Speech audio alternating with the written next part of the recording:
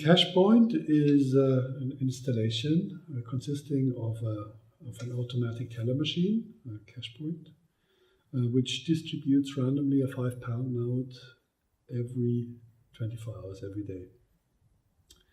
The original idea developed as part of a public art competition where I was invited to submit a proposal.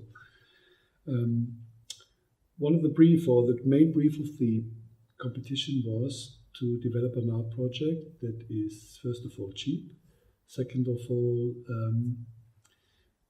reactivates a forgotten public space, some sort of landmark, also which raises a lot of debate, is highly visible, and so on. And my initial response to that brief was that I have to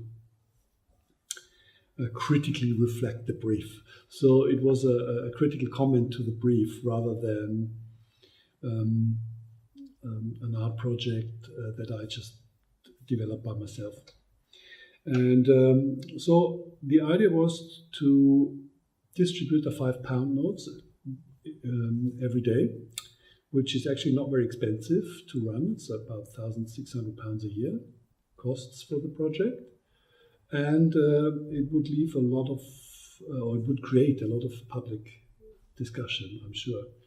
And it would probably reactivate this kind of forgotten space by people who want to see if they can find a fiver, I guess.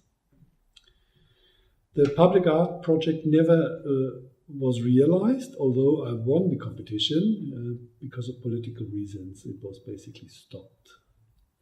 But nevertheless, I realized the work as part of a public art biennial in Newcastle, Australia, where it was placed or sited for a couple of months. But ideally, the project would be situated permanently in the public space and really work there. I mean, a key concept of the work is to use public money. So also because I would like to tap into the discussion how we use our public money, what is our shared ownership, what is the same with public space, is our shared space. And this combination of this kind of public space and public money, I thought is absolutely key for the understanding of the work. And I thought it was a very democratic thing to give back public money to the public.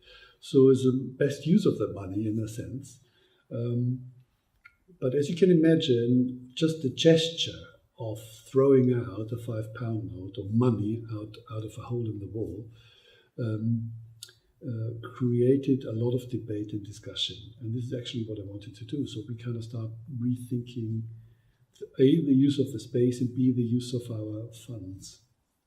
Also, a lot of criticism was there might be a lot of homeless people fighting in front of it for the fiver. But I mean, so I think £5 is not a lot of money. It is just enough as an incentive for people to kind of like look out. And if you find one, you have a happy day. Your day is made, kind of. But it's not enough for people to queue up in front of it, because I'm sure that if you sit around for half an hour begging, you probably get more than the £5.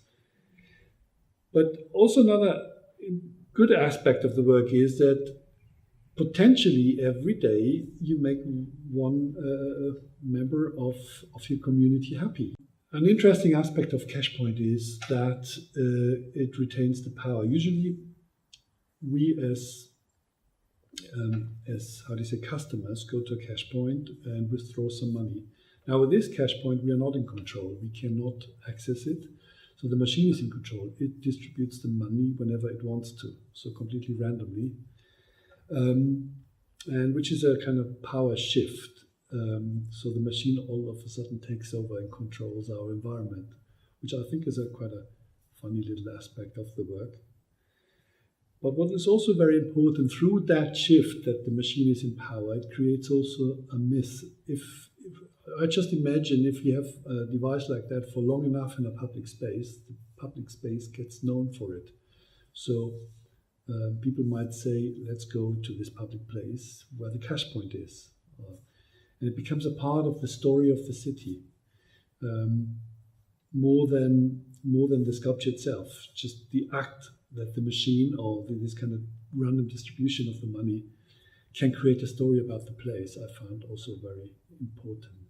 I mean, through the act of distributing randomly a fiver every 24 hours, I hope that the place gets activated. Not by people waiting in front of it in order to find something, but just as an example, in the morning, jogger at 6 o'clock in the morning might decide to make a little detour if he can see if he finds a fiver lying around.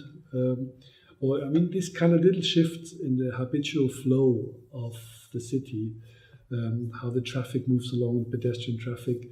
And I would be really interested if a project like that can do that, can have a direct impact in the whole flow of the city. Not just the narrative, also what really is happening on the space.